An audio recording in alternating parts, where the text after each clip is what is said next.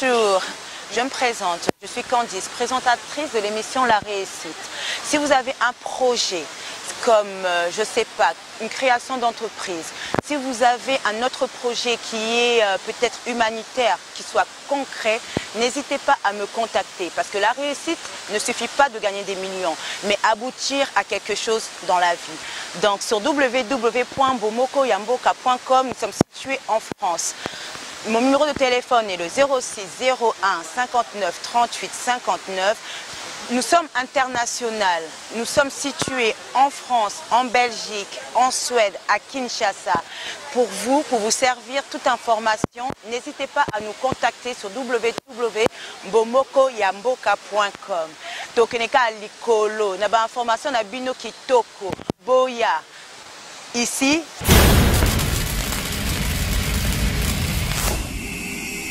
Mikolo site ezakaka moko kombo nango pe bomokoyamboka.com.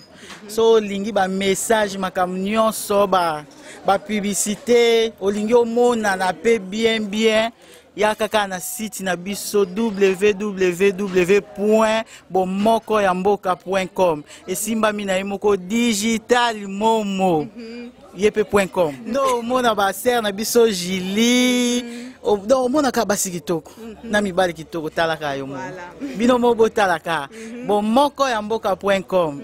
Merci. Merci beaucoup ma soeur. Bonjour, merci de nous suivre sur www.bomokoyamboka.com.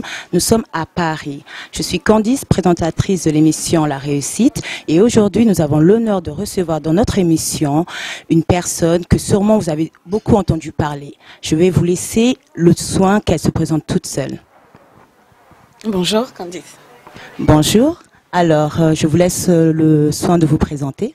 Oui, donc bonjour à tous, bonjour à tous les téléspectateurs, les internautes qui vont suivre cette émission.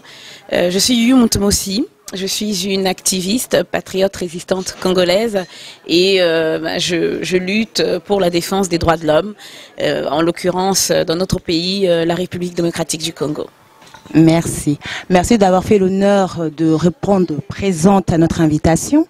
En tant que femme, dans ce combat qui est très difficile et sûrement entouré d'hommes, est-ce que c'est pas un peu difficile de s'imposer? Non, pas du tout. C'est pas du tout difficile de s'imposer, tout simplement parce que nous faisons corps.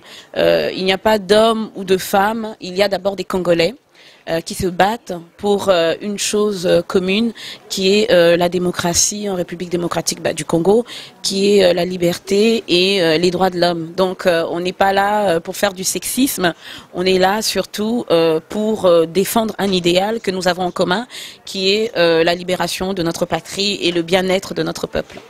Merci. Encore, je veux un peu que nous revenons en fait sur le mouvement des combattants. Parce que je sais que les gens sont focalisés sur le fait que combattant égale blocage de cancer. Or que normalement vous avez diffusé un message fort et un message important qui n'est pas vraiment a été reçu par le peuple congolais.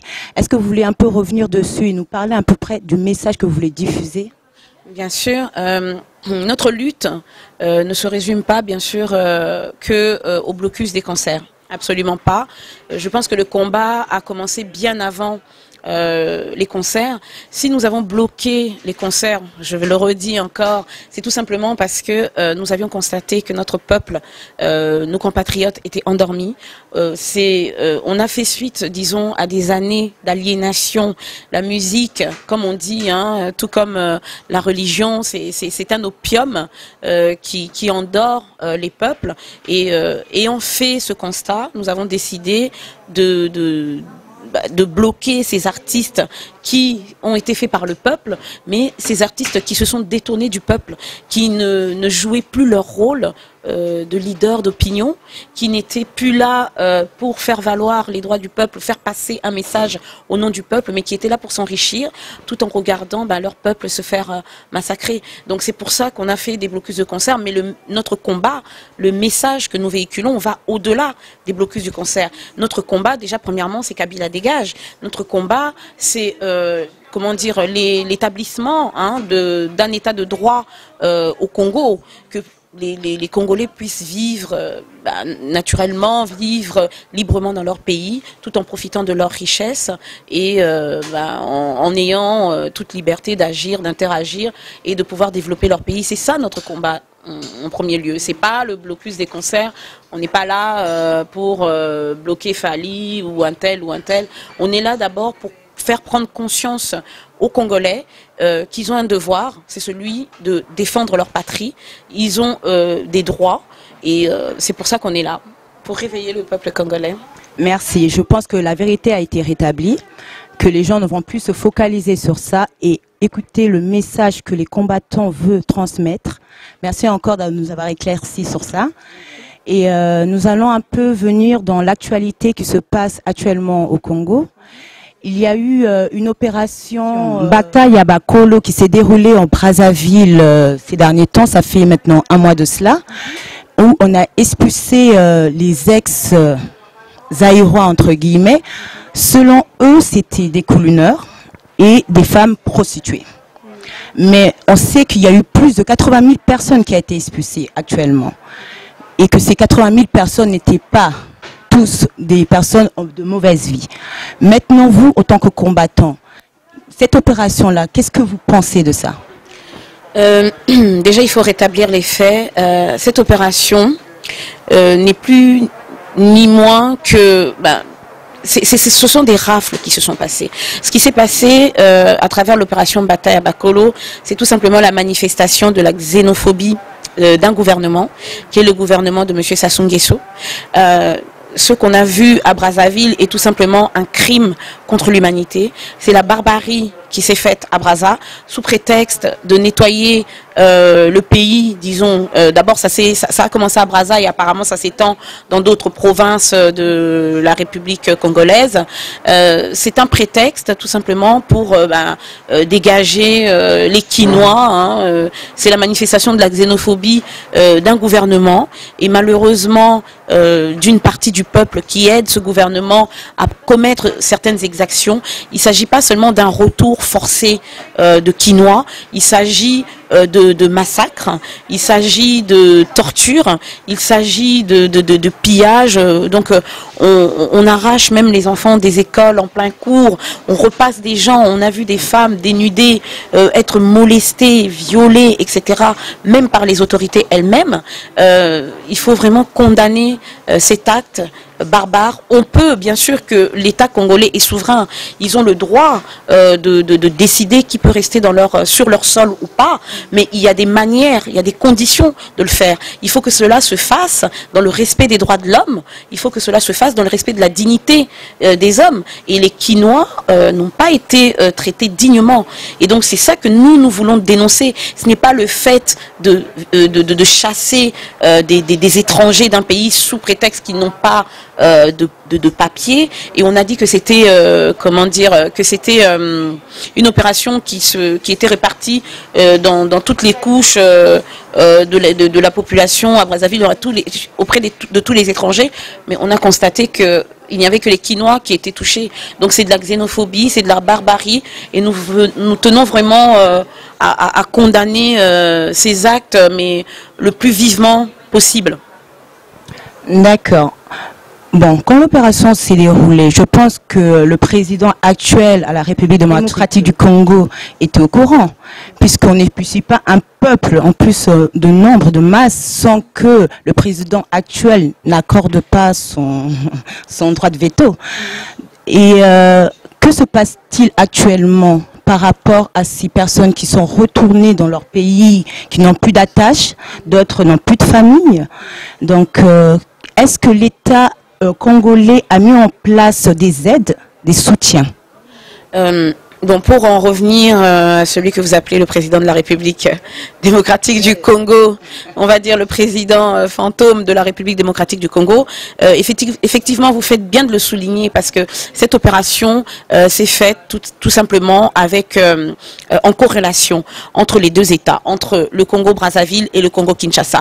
Vous avez raison, on ne peut pas expulser du jour au lendemain une masse aussi importante de personnes sans qu'il y ait eu concertation entre les deux États. Bon, donc ce qui se passe en fait, c'est qu'ils ont tout simplement été débordés, je pense, par l'ampleur des personnes qui ont été rapatriées comme ça du jour au lendemain. On ne sait même pas, parce qu'on parle de 100 000 expulsés, pardon. Maintenant, on ne sait même pas si c'est parmi toutes ces personnes qui ont été expulsées, est-ce que toutes sont congolaises? Est-ce qu'on a vérifié les identités de ces personnes-là? Parce que on a eu des témoignages, disons qu'il y avait des Maliens, des Centrafricains, etc., qui ont été aussi expulsés comme ça à la va-vite. Donc, on voit que le gouvernement, que ce soit le gouvernement de Sassou Nguesso, que ce soit le gouvernement de la République démocratique du Congo, ils ont perdu le contrôle sur cette situation qui a dégénéré, qui est devenue un drame humain, c'est devenu un drame humanitaire.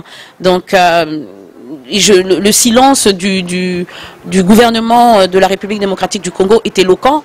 On a vu M. Kingo Adondo partir tout en minimisant les actes de barbarie qui ont eu lieu à Brazzaville.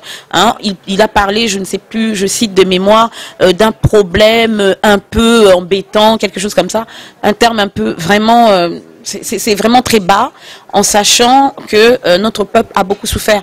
C'est quelque part refuter, renier, nier la souffrance du peuple congolais. Et maintenant, ce qu'ils sont en train de faire en RDC en ce moment, pas grand-chose. Parce qu'on est face à un drame humanitaire, une catastrophe humanitaire qui est en train de se dérouler. Les expulsés étaient d'abord au stade Cardinal Malula.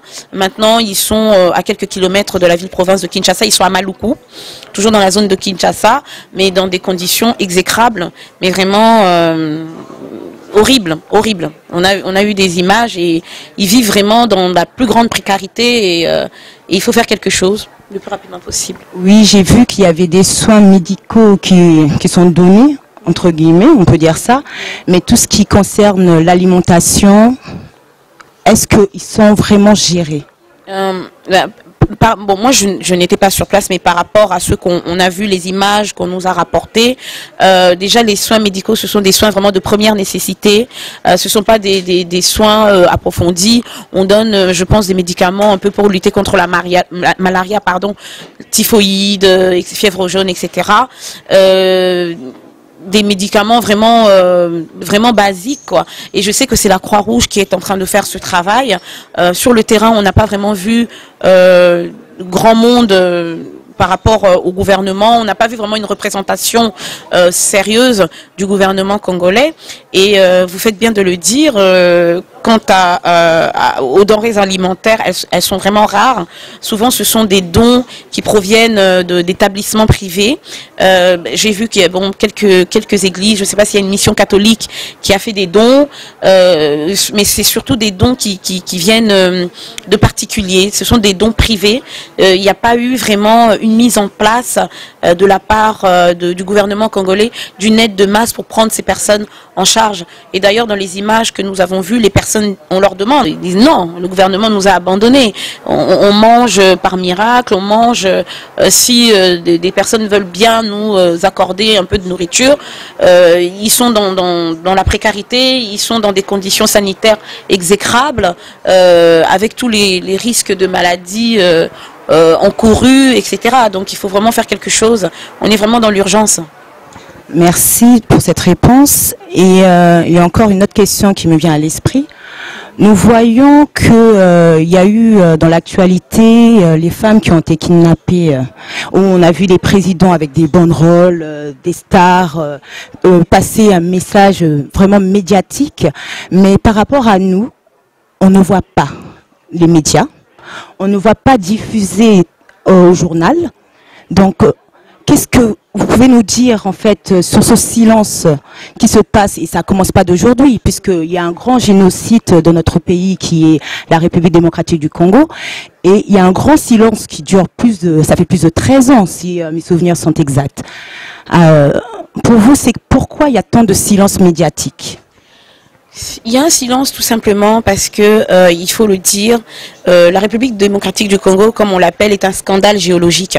C'est un pays à part qui est, doté de richesses, mais incommensurables. Notre pays est riche, ça tout le monde le sait. Le sol congolais est riche, mais les Congolais sont pauvres.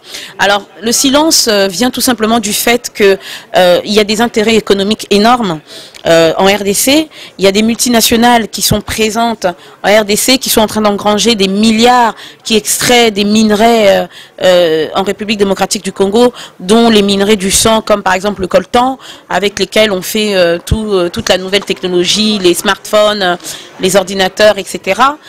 Donc ça, je pense que c'est quelque chose qui est établi. Nous savons que la guerre qui a lieu en République démocratique du Congo, surtout à l'est de la RDC, est une guerre d'abord économique. C'est d'abord une guerre stratégique. On massacre des populations, on effectue des viols de guerre, des viols de masse, on expulse les populations, les Congolais qui deviennent des nomades sur leur propre terre, tout simplement pour s'accaparer du sol congolais, pouvoir extraire des minerais qui ne profitent guère aux Congolais eux-mêmes. Donc oui, c'est un complot mondial, d'où le silence des médias. Ils n'ont aucun intérêt à, comment dire, à exhumer tout ce qui se passe en RDC. Ils n'ont aucun intérêt à médiatiser la souffrance du peuple congolais qui dure depuis pratiquement 20 ans, plus de 20 ans même. Ils n'ont aucun intérêt à faire ça. Donc c'est aux Congolais eux-mêmes de faire valoir leurs droits et de faire entendre surtout leur voix. Donc voilà, c'est tout simplement ça. Et comment faire pour que les Congolais qui sont eux-mêmes sur place puissent se libérer? Bien sûr, j'avais oublié, je voulais juste répondre par rapport aussi à Boko Haram. Ce qui se passe avec Boko Haram, vous parlez de la médiatisation, bien sûr, parce que vous savez que quand les Occidentaux ont quelque chose en tête, ça se répand comme une traînée de poudre. Évidemment, il faut faire attention aussi à la manipulation médiatique. Oui, c'est vrai que c'est choquant. Moi, en tant que Congolaise, en tant que patriote, je suis choquée de voir, bien sûr, on compatit, on comprend que c'est tout à fait inadmissible que des gamines comme ça, 200 gamines, soient enlevées et voilà, prêtes à être vendues, traitées comme des esclaves. On le comprend, on compatit, mais on aimerait aussi que le monde commence à compatir à la douleur du peuple congolais qui dure depuis beaucoup plus longtemps, avec des millions de morts à la clé, des millions de viols, le pillage de nos ressources, etc. Et que faire pour réveiller ce peuple? C'est ce que nous sommes en train de faire en ce moment. Répéter encore et encore et encore que seuls les Congolais peuvent faire quelque chose pour leur pays. C'est à nous de nous prendre en charge, de nous lever et de faire valoir ce que de droit, faire valoir nos droits en tant que personne, en tant qu'être humain. Aujourd'hui, les Congolais, comme je dis, ils aiment le Congo, mais ils n'aiment pas les Congolais. Mais c'est aux Congolais déjà de commencer par s'aimer eux-mêmes. Et je pense qu'ensemble, si nous sommes unis, nous pourrons nous lever et faire valoir nos droits, nous battre pour nos droits, parce que la liberté, c'est pas quelque chose qui s'offre. La liberté, c'est quelque chose qui s'arrache. Voilà. Tout à fait. Mais il y a un problème, puisqu'il y en a qui disent c'est très facile. Vous avez un très beau discours, vous parlez très bien, parce que vous êtes ici sur place à Paris. Oui.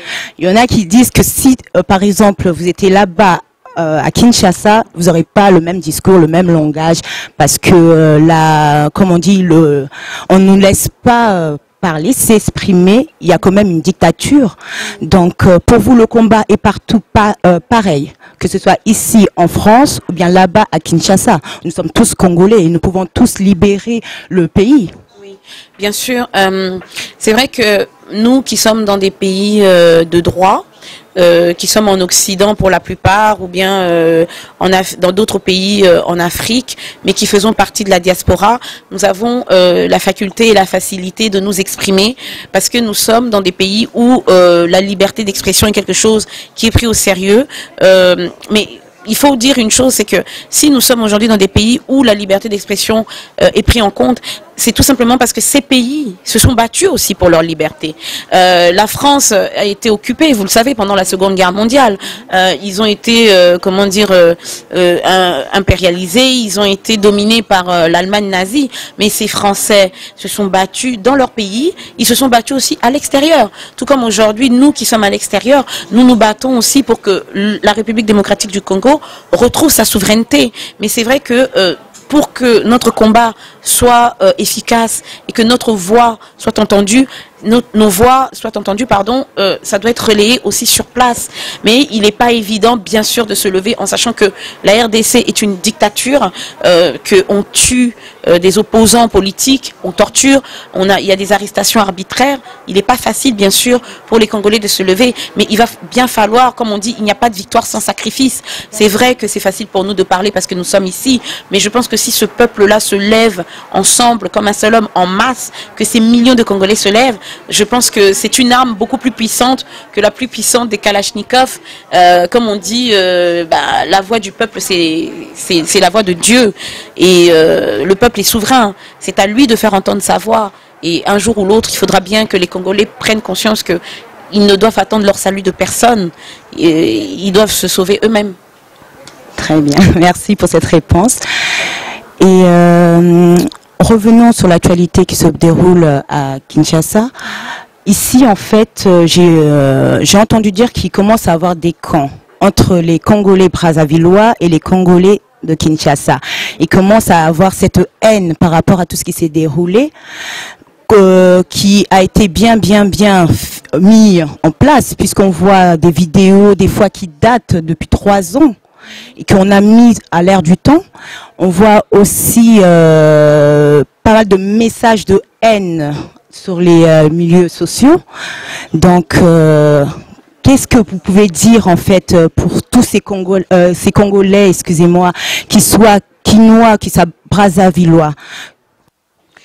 Alors, ce que je voudrais dire, c'est que ce qui se passe, c'est tout simplement la manifestation. Ce sont des réactions, bien sûr qu'on peut, comment dire, on peut appeler ces réactions ce sont des réactions de haine, bien sûr, mais en sachant que la haine engendre la haine, que la violence engendre la violence.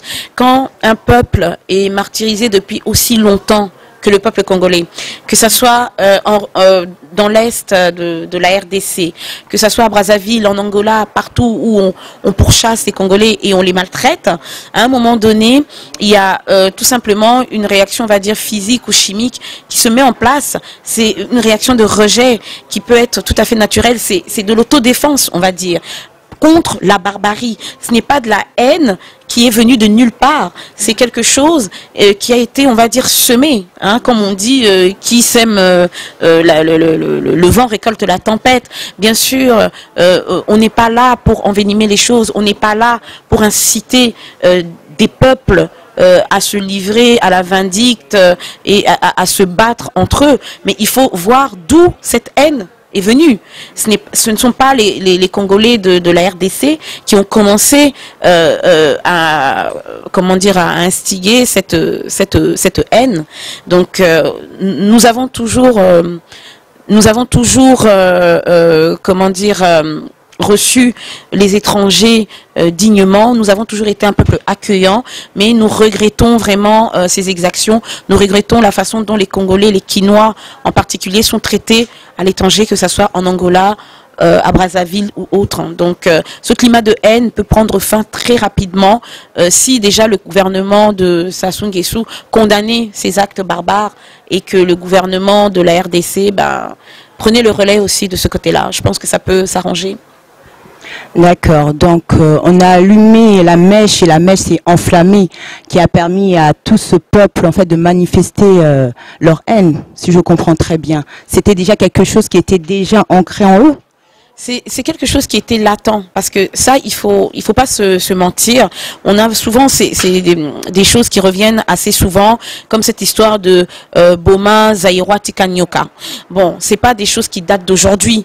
C'est quelque chose qui c'est un relent de haine, cette xénophobie qui attend juste une petite étincelle pour rejaillir. Mais bien sûr que c'est instrumentalisé, que le peuple congolais est instrumentalisé. Par exemple, le général Ndenge qui fait des appels au meurtre, qui demande qu'on assassine des Quinois. C'est totalement irresponsable, c'est criminel qu'un général puisse appeler son peuple à massacrer un autre peuple, hein, sans raison. Donc on ne va pas dire que tous les Congolais, tous les Quinois qui sont au Congo, Brazza, que toutes ces personnes-là sont des Koulouna. toutes ces personnes-là ne sont pas des Koulouna. Est-ce qu'il y a des enfants de 4 mois, de 1 mois qui ont été expulsés? Ces enfants-là sont des Koulouna aussi? Est-ce que toutes les Congolais sont des prostituées? Est-ce que tous les Congolais sont des voyous? Non, il y a une économie qui s'est mise en marche. D'ailleurs, on l'a vu. On a vu des Congolais de Brazza se plaindre du fait que l'expulsion massive des Congolais de Kinshasa ait créé un déficit économique. Leurs bars sont vides, leurs marchés sont vides. Il y a une pénurie alimentaire, de denrées alimentaires qui proviennent en majorité de la République démocratique du Congo. Donc on le voit. Donc toute cette situation est instrumentalisée, c'est politique. On est en train de manipuler ces deux peuples. On les pousse à se haïr pour des raisons totalement politiques. Alors, à toute cette haine que les Congolais brazzavillois et Kinshasa mettent en place, est-ce que ça serait pas possible que cette haine que les Kinois commencent à avoir puisse se manifester en fait pour pouvoir libérer leur pays, au lieu de se battre contre leurs frères, mais qui se battent pour leur liberté à eux-mêmes? Comment faire pour que ce message puisse arriver? Je pense qu'on est arrivé à un moment où il faudra bien qu'ils se lèvent un jour ou l'autre. On est arrivé à un moment où il faudra bien qu'eux-mêmes prennent conscience qu'il faut qu'ils se battent. Donc ça, ce geste-là ne pousse pas le peuple congolais à se battre? Comme je vous l'ai dit tout à l'heure, les réactions, parce que on va pas dire que cette haine est manifeste, que tout le peuple congolais, le peuple de la RDC n'est pas un peuple haineux. C'est un peuple, il faut le dire, on n'est pas un peuple haineux, on n'est pas un peuple, comment dire, barbare ou je ne sais quoi, on est un peuple très accueillant. Mais il faut, je pense que le fait d'accueillir les autres, on doit avoir aussi des limites. On doit avoir aussi des limites dans l'accueil.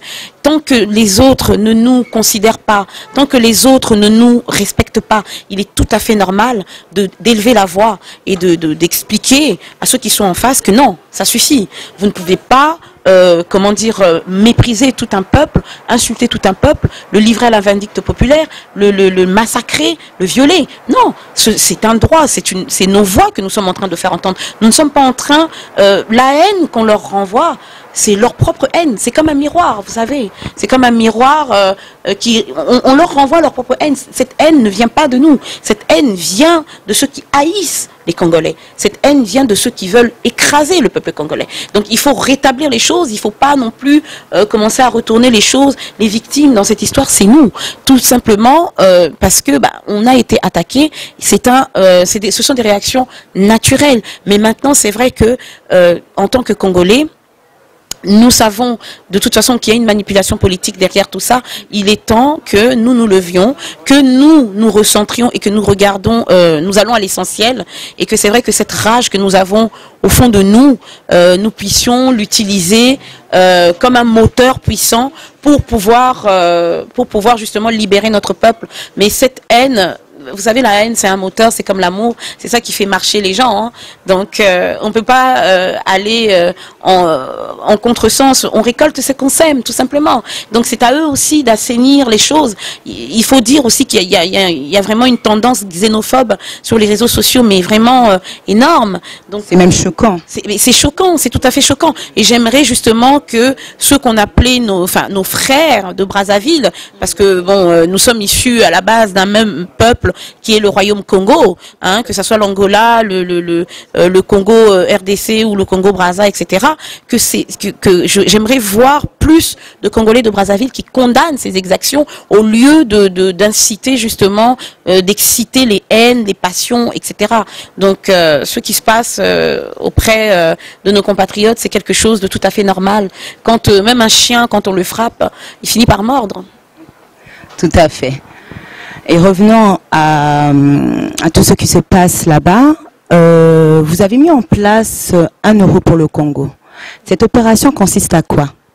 Alors, 1 euro pour le Congo a été mis en place à l'initiative de la diaspora, hein, des membres de la diaspora, des Congolais de la diaspora, On a mis cette structure, on va dire, en place, tout simplement pour répondre à des besoins urgents, mais de façon prolongée dans le temps, installée dans le temps. Le but n'est pas, bien sûr, de maintenir les Congolais dans l'assistanat. Le but est justement de créer certaines structures d'éveil, que ce soit en République démocratique du Congo ou même ici, pour inciter justement ce peuple à se lever. Et bien évidemment, on intervient en RDC pour des opérations ponctuelles et urgentes, mais qui sont installées dans le temps. C'est-à-dire que là, nous avons mis en place, en tant que patriotes, 1 euro pour le Congo, pour répondre à des besoins urgents comme ceux que nous venons de voir, ce que nous voyons en ce moment avec les expulsés de Brazzaville.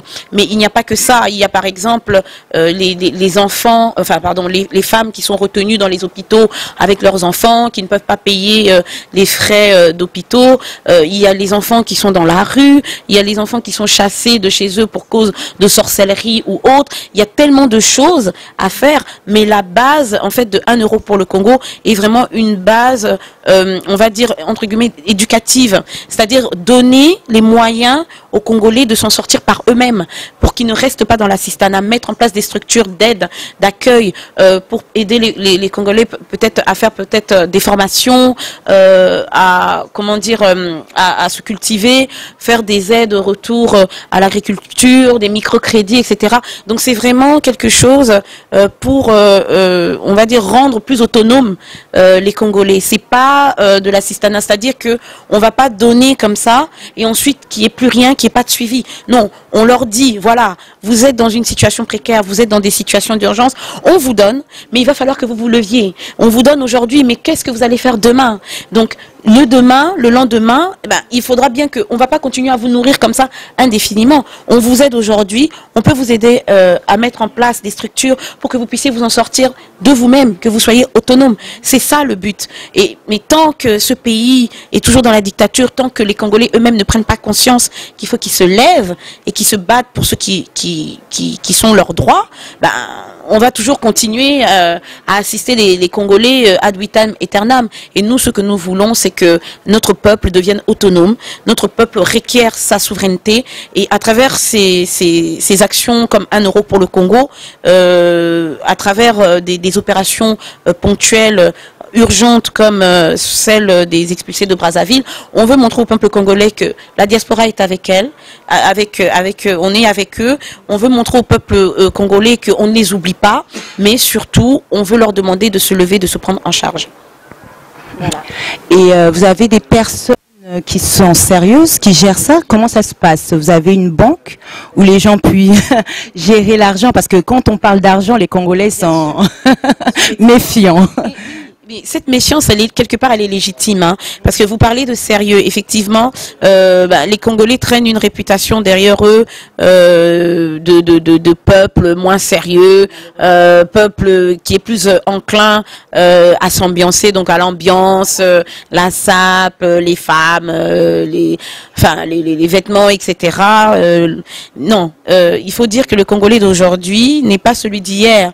On est un peuple, c'est vrai, qui a été pendant des années abruti par la musique, abruti par la religion, par les politiques qui nous ont complètement lavé le cerveau. C'est des années d'aliénation, c'est vrai, mais on est en train de se réveiller. Moi, je pense que ce qui se passe notamment dans la diaspora congolaise, c'est quelque chose vraiment de remarquable, c'est-à-dire que les Congolais ont pris conscience de qui ils sont, d'où ils viennent, et surtout ils savent ce qu'ils veulent aujourd'hui. Ils veulent quelque chose de mieux pour leur pays.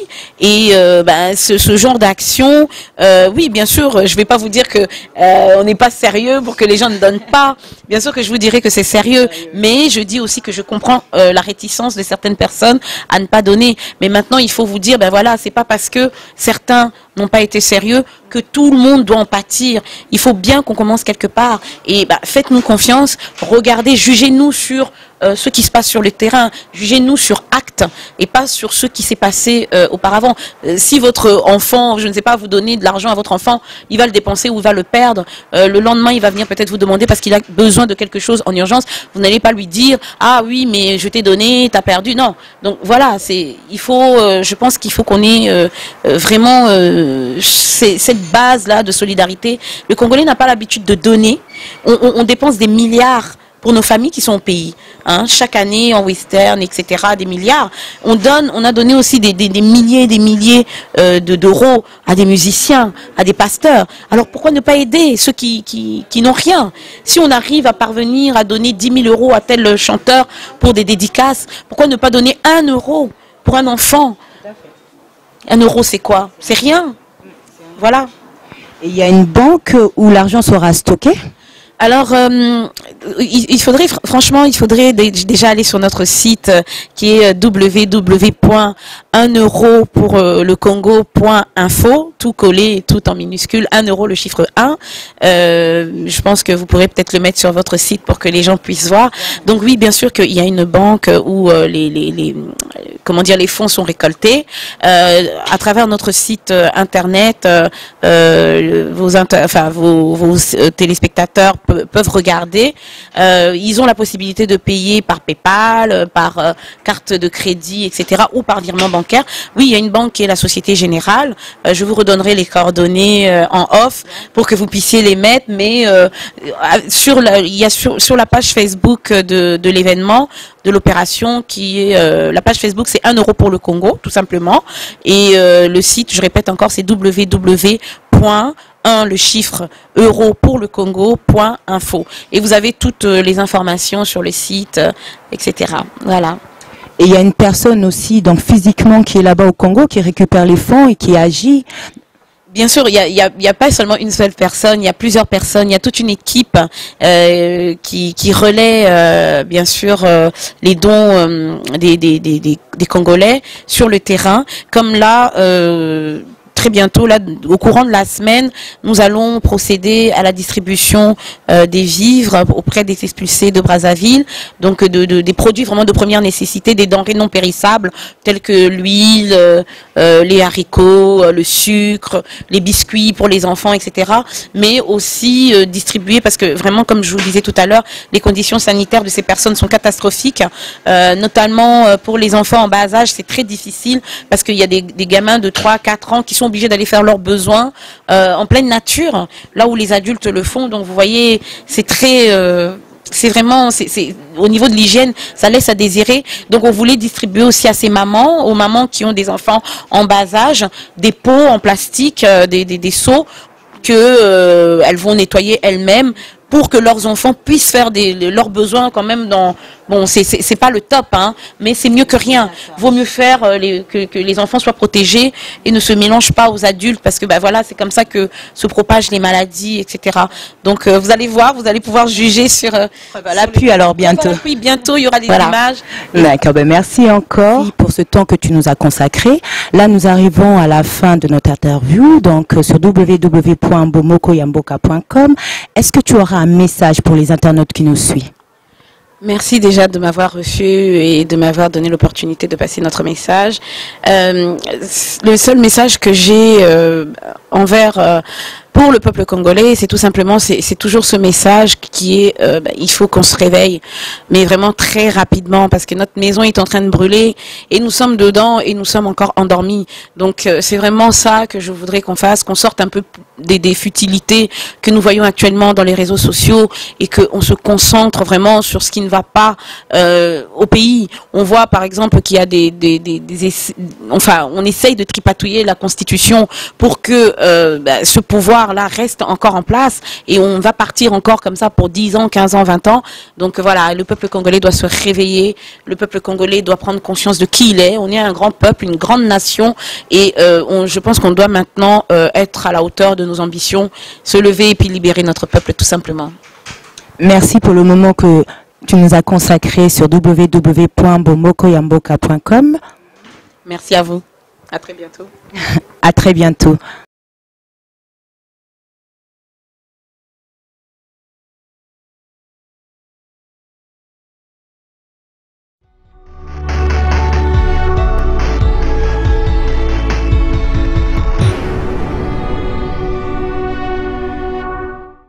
Nous sommes internationaux. Nous sommes situés en France, en Belgique, en Suède, à Kinshasa.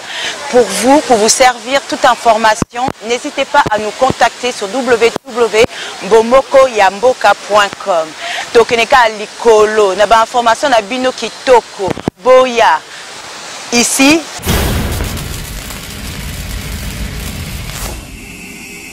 mikolo site eza kaka moko. Kombo nango pe bomokoyamboka.com. So lingi ba message makambo nyonso ba publicité olingi omona na pe bien ya kaka na site na biso www.bomokoyamboka.com. Esimbami na ye moko digital momo yepe.com. No mona ba ser na biso Julie. Donc mona ka basi kitoko na mibali kitoko talaka yo mo. Bino mo bo talaka. Bomokoyamboka.com. Merci. Merci beaucoup ma soeur.